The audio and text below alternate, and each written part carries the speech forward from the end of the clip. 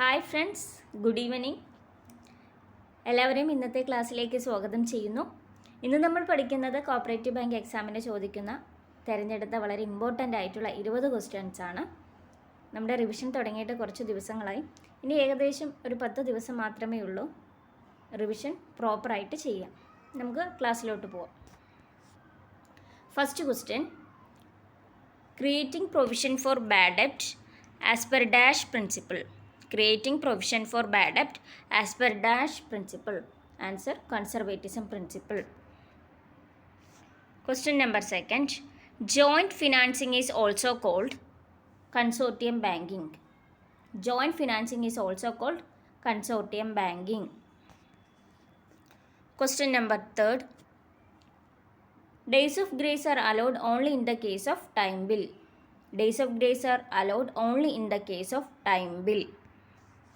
Question number 4, a check bearing not negotiable crossing can be dash. A check bearing not negotiable crossing can be transferable. Maximum period of fixed deposit is 10 years. Maximum period of fixed deposit is 10 years ആണ്. Minimum 7 days ആണ്. എന്നാൽ cooperative സംബന്ധിച്ചിടത്തോളം minimum days 15 days ആണ്. ചോദ്യം number 6, banking companies act was passed in March 10, 1949. March 10, 1949 banking companies act pass ചെയ്യുന്നത്. Question number 7, Kerala state cooperative employees welfare board was came into force on 1986. Kerala state cooperative employees welfare board came into force on 1986. Kerala state cooperative employees welfare ബോർഡിൻ്റെ headquarters Trivandrum ആണ്. അതിൻ്റെ chairman minister of cooperation ആയിരിക്കും. അതിൻ്റെ chairman minister of corporation ആണ്. Head quarters Trivandrum ആണ്. Board വന്ന വർഷം 1986.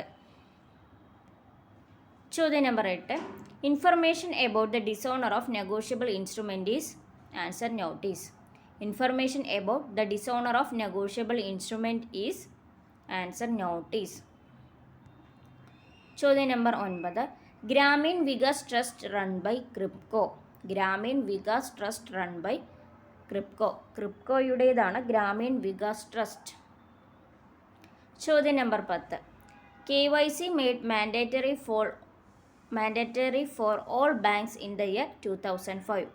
Know your customer made mandatory for all banks in the year 2005. KYC എല്ലാ ബാങ്കുകൾക്കും മാൻഡേറ്ററി ആയ വർഷമാണ് 2005.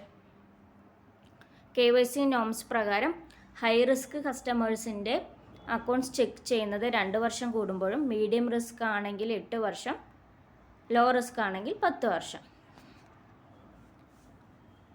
ചോദ്യം number 11, non confidence motion send to registrar. Non confidence motion send to registrar in പേഴ്സണായിട്ട് തന്നെ ആയിരിക്കണം.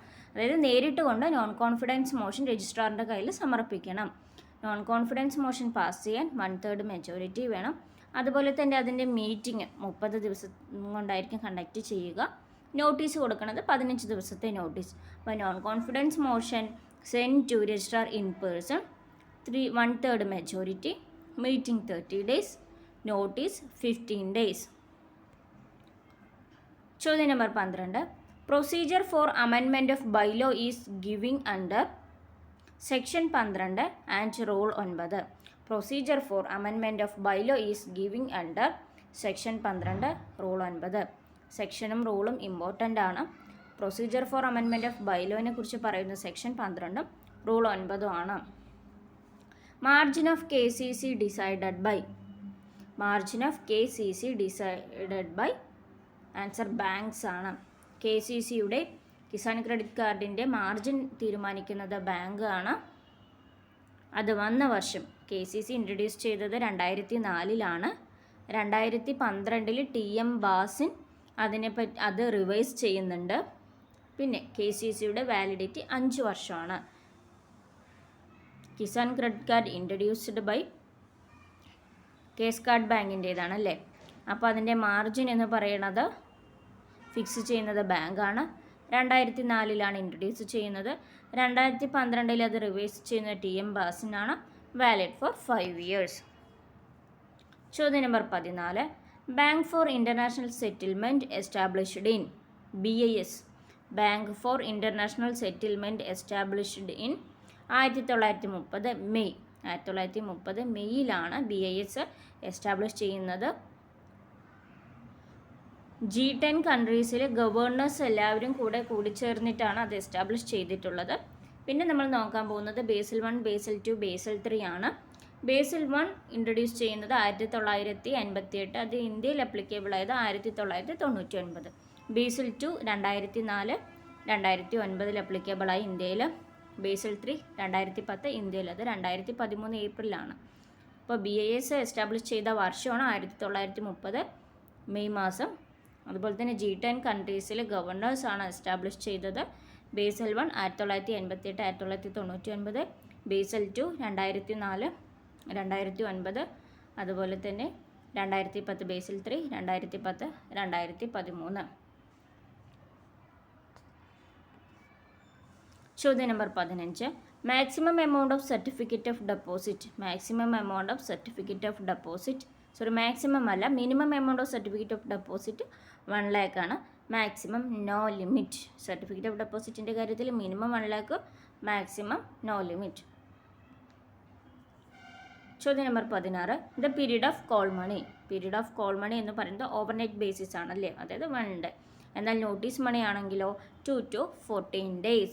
2 to 14 days ആണ് നോട്ടീസ് മണി. കോൾ മണി ആണെങ്കിൽ 1 day ആണ്. ചോദ്യം നമ്പർ 17.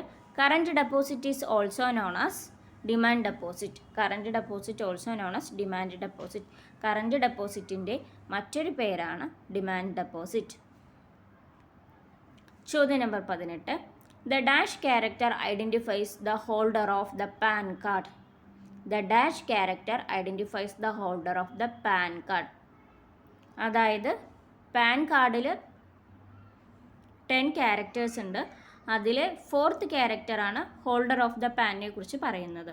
ക്വസ്റ്റ്യൻ എന്താണ്? The 4th character identifies the holder of the PAN card. അപ്പോൾ 4th ക്യാരക്ടറാണ് പാൻ കാർഡിൻ്റെ ഹോൾഡറിനെ പറ്റി പറയുന്നത്. പാൻ കാർഡിൽ ഡെപ്പോസിറ്റ് ചെയ്യുന്നതിൻ്റെ മിനിമം എത്രയാണ് ഡെപ്പോസിറ്റ്? അതായത് പാൻ കാർഡ് ഉപയോഗിക്കുന്നത് ഡെപ്പോസിറ്റ് 50,000 ആൻഡ് എബോവ് വരുമ്പോഴാണ് പാൻ കാർഡ് യൂസ് ചെയ്യുന്നത്. ഡെപ്പോസിറ്റ് 50,000 ആൻഡ് എബോവ് വരുമ്പോഴാണ് പാൻ കാർഡ് യൂസ് ചെയ്യുന്നത്. അതിൽ 10 ക്യാരക്ടേഴ്സ് ആണുള്ളത്. അതിൻ്റെ 4ാമത്തെ ക്യാരക്ടർ പറയുന്നതാണ് holder of the PAN card. ചോദ്യം number 19. Definition of banking mentioned in section dash of BR act. Definition of banking mentioned in section 5B of BR act. BR act section banking regulation ആക്ടിൽ 5Bയിലാണ് ബാങ്കിങ്ങിനെ പറ്റിയിട്ടുള്ള definition. ചോദ്യം number 20. Last question ആണ്. Banking companies act was renamed as banking regulation act. Banking companies act വർഷം നമ്മൾ first പഠിച്ചിട്ടുണ്ടായിരുന്നു 1949 അല്ലേ? 49 തോന്നുന്നു. അത് റീനെയിം ചെയ്തത് ഇത് ബാങ്കിങ് കമ്പനീസ് എപ്പോഴാണ് വന്നതെന്നുള്ളത് ഫസ്റ്റ് ഈ വീഡിയോയിൽ തന്നെ ഇട്ടിട്ടുണ്ട് കേട്ടോ, നോക്കണേ. ഞാൻ പറയണതിൽ തെറ്റുണ്ടെങ്കിൽ ക്ഷമിക്കണം. Banking companies act was renamed as banking regulation act 1 March 1966. Banking companies act banking regulation ആയിട്ട് അതിൻ്റെ പേര് മാറ്റുന്നത് 1 March 1966. Thank you.